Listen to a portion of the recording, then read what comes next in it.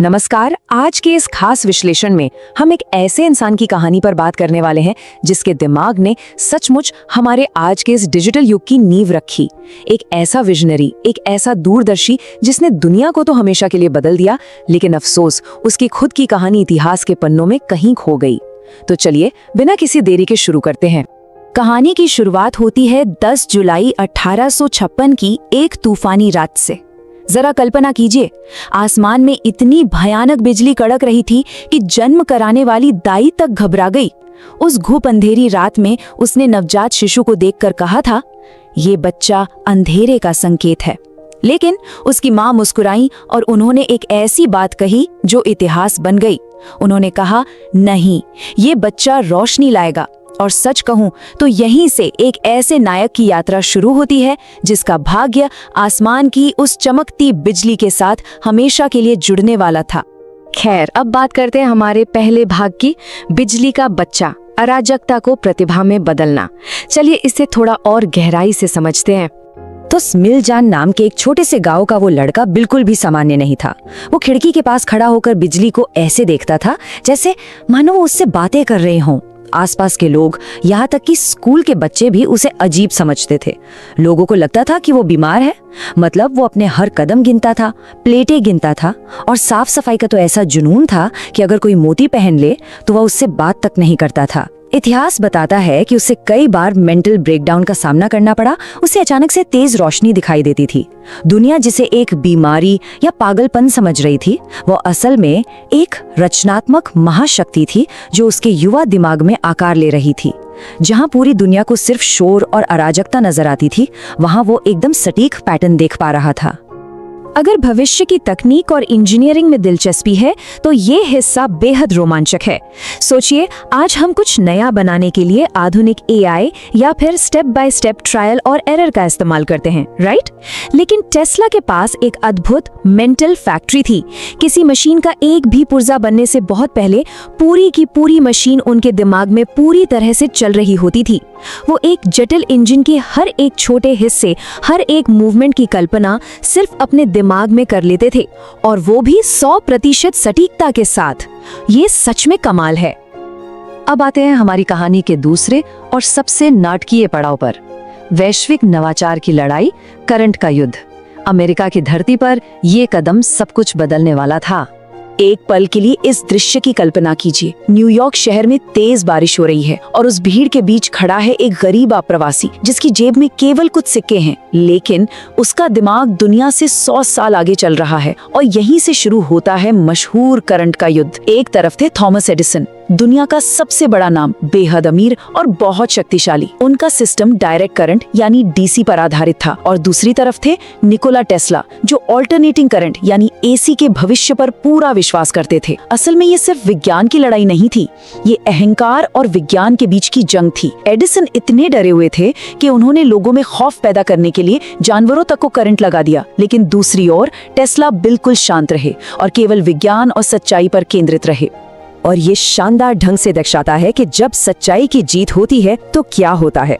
George Westinghouse ने Tesla के vision पर भरोसा किया। उस समय के बड़े बड़े लोग कहते थे कि इतने विशाल झरनों से भारी मात्रा में बिजली पैदा करना बिल्कुल असंभव है, कोई चांस ही नहीं है।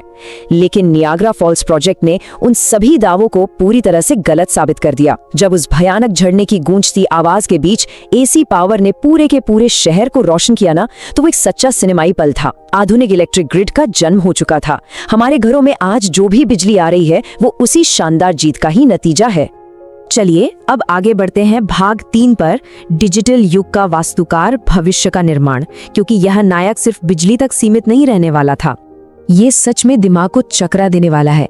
जरा सोचिए, उस दौर में जब लोग घोड़ों पर सफर कर रहे थे, टेस्ला हमारे आज के युग के ब्लूप्रिंट तैयार कर रहे थे। 1893 में वायरलेस संचार, 1898 में रिमोट कंट्रोल तकनीक, आधुनिक ड्रोन की कल्पना, और तो और 1901 में ही भविष्य के इंटरनेट और स्मार्टफोन की बिल्कुल स्पष्ट भविष्यवाणी। मतलब वो सिर्फ चीजों का आविष्कार नहीं कर रहे थे, वो अक्षरिक तौर पर हमारे आज के जीवन की स्क्रिप्ट लिख रहे थे। उन्होंने एक बार बड़ी ही गहराई से कहा था, एक दिन पूरी दुनिया वायरलेस सिग्नल से जुड़ जाएगी। अब इस बात की विडंबना देखिए, ये विश्लेषण भी शायद किसी वायरलेस मोबाइल डिवाइस पर ही देखा या सुना जा रहा है। उनकी वो भविष्यवाणी आज 100% सटीक साबित हुई है, बिल्कुल बेदाग। अब आते हैं भाग 4 पर, फ्री एनर्जी का सपना, लोगों को शक्ति। कहानी का यह मोड़ हमें उनके सबसे निस्वार्थ और बड़े लक्ष्य की ओर ले जाता है। उनका अंतिम लक्ष्य सिर्फ पैसे कमाना या मशहूर होना बिल्कुल नहीं था। उनका सबसे बड़ा सपना था फ्री एनर्जी, दुनिया के हर एक इंसान को असीमित और मुफ्त ऊर्जा प्रदान करना। तो यहाँ सबसे महत्वपूर्ण बिंदु ये है कि ये वार्डनक्लिफ प्रोजेक्ट आखिर काम कैसे करने वाला था। ये एक बेहद महत्वाकांक्षी वैश्विक प्रोजेक्ट था। उनकी योजना थी एक विशाल ट्रांसमिशन टावर बनाने की, जो पूरी दुनिया में वायरलेस तरीके से बिजली भेज सके। मकसद एकदम साफ था, हर किसी को मुफ्त ऊर्जा देना। कोई बिजली का बिल नहीं, कोई कॉर्पोरेट कंट्रोल नहीं, मतलब ऊर्जा पर सबका समान अधिकार। लेकिन यहीं पर दुनिया की कड़वी सच्चाई सामने आ गई। जैसे ही शक्तिशाली फाइनेंसरों और व्यवसायियों को ये समझ में आया कि वे इस मुफ्त मिलने वाली ऊर्जा पर मीटर नहीं लगा सकते, उनसे पैसे नहीं वसूल सकते, उन्होंने इस प्रोजेक्ट की फंडिंग रातों रात रोक दी। बड़े लालच ने विज्ञान के सबसे बड़े सपने को कुचल कर रख दिया, और वो दूरदर्शी इंसान अपने इतने विशाल सपने के साथ बिल्कुल अकेला रह गया। और यहीं से शुरू होता है हमारा अंतिम भाग, अकेला वास्तुकार, अंधेरे में एक जीनियस। इस महान कहानी का ये आखिरी अध्याय सच में बेहद भावुक कर देने वाला है। अगर ध्यान दिया जाए तो यहाँ एक बहुत ही क्रूर विरोधाभास है। एक तरफ वो सार्वजनिक चमक थी, वो आदमी जिसने पूरी दुनिया को रोशन कर दिया था, जिसने आधुनिक ग्रिड को डिजाइन करके इंसानियत को अंधकार से बाहर निकाला, और दूसरी तरफ उसका निजी अलगाव, एक बूढ़ा व्यक्ति जिसे दुनिया अब एक पागल वैज्ञानिक कहने लगी थी, जिसके पास ना कोई परिवार था ना दोस्त, जो अपने होटल का बिल तक चुकाने में पूरी तरह से असमर्थ था, जिसने इंसानियत को सब कुछ दे दिया, लेकिन बदले में उसे सिर्फ और सिर्फ अंधकार और अकेलापन ही नसीब हुआ। अपने जीवन के अंतिम दिनों में उनका लगाव केवल कबूतरों से रह गया था, विशेषकर एक सफेद कबूतर से।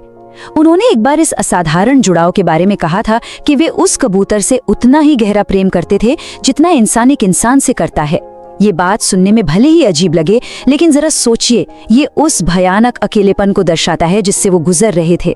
एक ऐसा इंसान जो दुनिया के सबसे उन्नत विचार रखता था, आज वो इस दुनिया में सबसे ज्यादा अकेला था।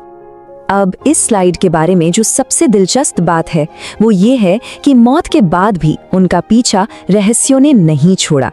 7 जनवरी 1943 को एक होटल के कमरे में वो बिल्कुल अकेले मृत पाए गए, लेकिन उनकी मृत्यु के तुरंत बाद ही अमेरिकी सरकार ने उनके सभी रिसर्च दस्तावेजों को अपने कब्जे में ले लिया।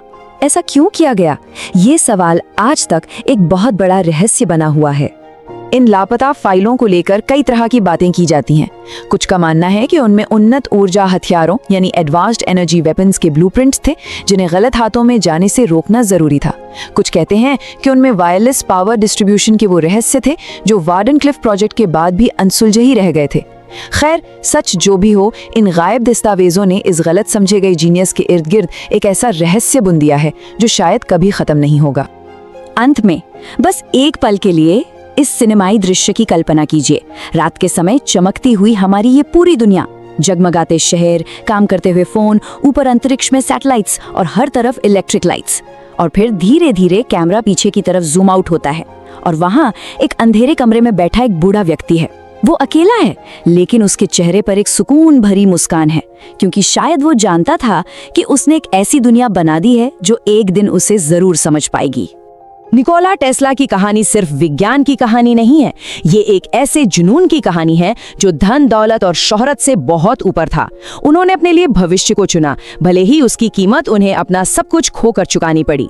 जैसा कि कहा जाता है, कुछ लोग दुनिया के हिसाब से जीते हैं और कुछ लोग दुनिया बदल देते हैं। इस विश्लेषण से जुड़ने के लिए बहुत बहुत धन्यवाद। लेकिन जाते जाते बस एक सवाल छोड़ने का मन कर रहा है, क्या हम आज भी उसी भविष्य में जी रहे हैं जिसकी कल्पना टेस्ला ने की थी, या फिर मानवता को पूरी तरह से बदल सकने वाले उनके सबसे बड़े रहस्य आज भी उस बंद कमरे की गायब फाइलों में हमेशा के लिए दफन है?